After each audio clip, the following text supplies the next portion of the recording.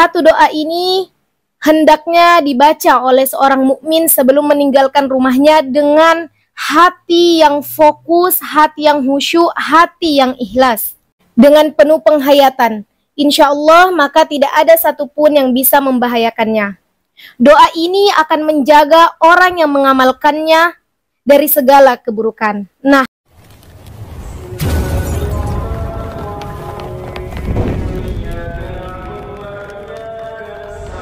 A'udzu billahi minasyaitonir rajim. Bismillahirrahmanirrahim. Assalamualaikum warahmatullahi wabarakatuh.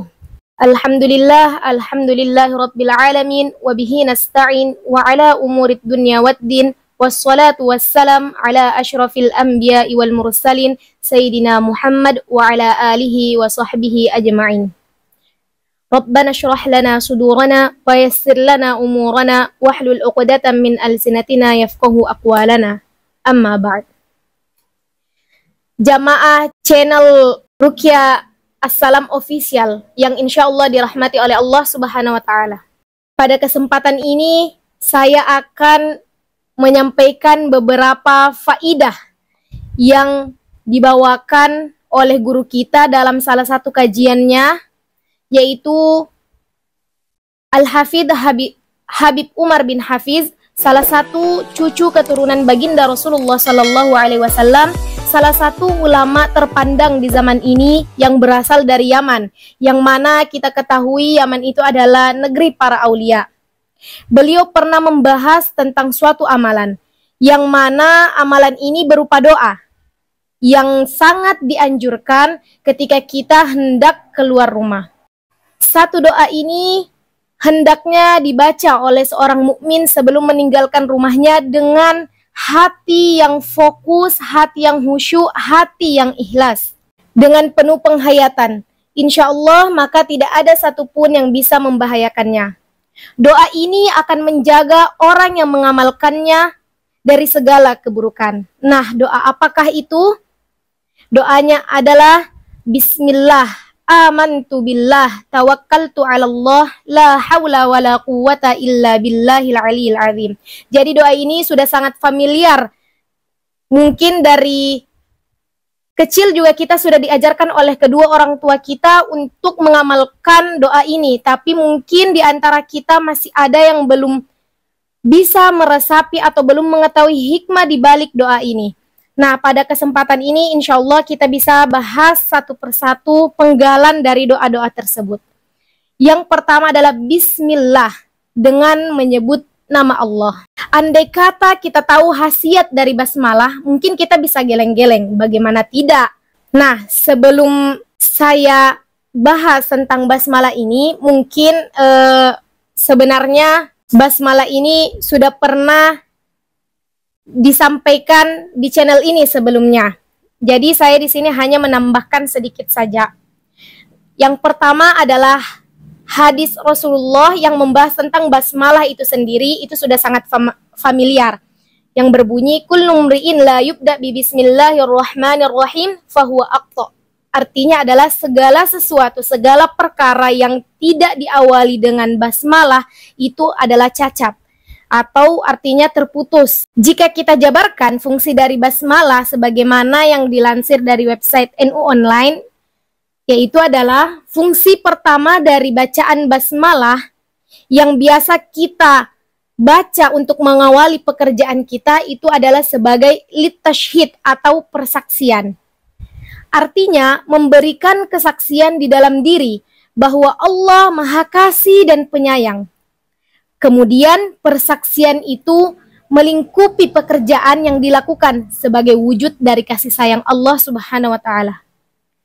Fungsi yang kedua, Bismillahirrahmanirrahim, adalah litahqiq atau pembuktian, yaitu untuk membuktikan sekaligus menunjukkan pada dunia luar bahwa kita bergerak dan melangkah berdasarkan Rahman dan Rahim yang ada di diri kita.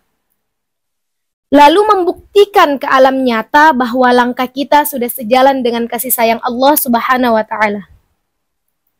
Ketika Bismillahirrahmanirrahim itu diucapkan, maka setiap langkah akan terpancar sifat kasih dan sayang Allah. Juga basmalah ini sebagai penguat agar diri kita senantiasa berakhlak dengan akhlak Allah Subhanahu wa taala. Dan tentunya masih banyak lagi mukjizat-mukjizat basmalah, seperti kemukjizatan basmalah ketika dibacakan kepada gunung sehingga gunung tersebut bergetar. Lalu ada juga hikmah di balik penulisan basmalah di permulaan surah dalam Al-Quran. Juga perintah membaca basmalah secara eksplisit yang dipahami dari penulisan basmalah oleh Nabi Sulaiman dan pembacaannya oleh Nabi Nuh ketika berkendara dan lain sebagainya. Selanjutnya, kata amantu billah, saya beriman kepada Allah.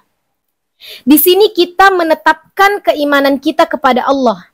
Iman kepada Allah senantiasa beriringan dengan hal-hal terkait rukun iman yang 6. Secara ringkas, iman bisa kita artikan sebagai tasdiqun bil qalbi, artinya membenarkan atau mempercayai, meyakini dengan sepenuh hati, wa taqrirun bil lisani, dan mengikrarkan dengan lisan, wal amalu bil arkani au bil jawarihi, atau mengimplementasikannya dengan amal perbuatan dengan menggunakan anggota tubuh kita. Selanjutnya, Bismillahi amantu billahi tawakkaltu ala Allah. Tawakkaltu ala Allah artinya kita menyerahkan diri kita dan segala sesuatunya kepada Allah. Kita yakin bahwa apa yang terjadi adalah kehendak Allah. Tetapi yang perlu digarisbawahi adalah tawakal adalah penyerahan kepada Allah setelah kita berikhtiar. Kita berusaha, berikhtiar, lalu menyerahkan hasilnya kepada Allah. Allah lah yang berkuasa atas segala sesuatunya dengan juga melihat usaha kita. Jadi, usaha dan penyerahan harus berjalan beriringan. Selanjutnya, la haula wala quwwata illa billah. Ini adalah salah satu bentuk pengakuan bahwa kita ini hanyalah makhluk yang tidak berdaya. Kita hanyalah manusia yang lemah. Kita tidak memiliki upaya apapun, tidak bisa apa-apa tanpa inayah dan taufik dari Allah Subhanahu wa taala. Kalimat ini sudah sepantasnya menjadi bukti nyata bahwa kita hanyalah seorang hamba yang hanya dengan Allah lah kita menjadi kuat. Ketika kita melihat doa ini seutuhnya, kita menemukan bahwa doa ini sebagai salah satu ikrar penyerahan diri kita kepada Allah dengan diiringi usaha. Penyerahan diri sebelum keluar rumah tentu dianjurkan, sebab kita tidak tahu apa yang akan terjadi di luar. Keburukan, kejahatan, kecelakaan mungkin saja terjadi. Maka dari itu, Habib Umar menegaskan bahwa tidak ada seorang muslim, tidak ada seorang mukmin satupun yang jika dia sudah mengawali kegiatannya, dalam hal ini memulai keluar rumah dengan bismillah, amantu billah, tawakkaltu ala Allah, la haula wala quwata illa billahil aliyil azim. Tidak ada satupun orang yang membaca itu yang akan dihadapkan oleh berbagai keburukan. Tidak ada satupun kejahatan yang akan mengganggu. Dan yang terpenting adalah tidak ada satupun setan yang berani menggoda. Sebab dengan doa ini artinya kita sudah berlindung kepada Allah yang Maha Kuasa, yang Maha Kuat, dengan sepenuh hati kita, dengan pengakuan yang kita ikrarkan dengan doa tersebut. Cukup sekian. Wassalamualaikum warahmatullahi wabarakatuh.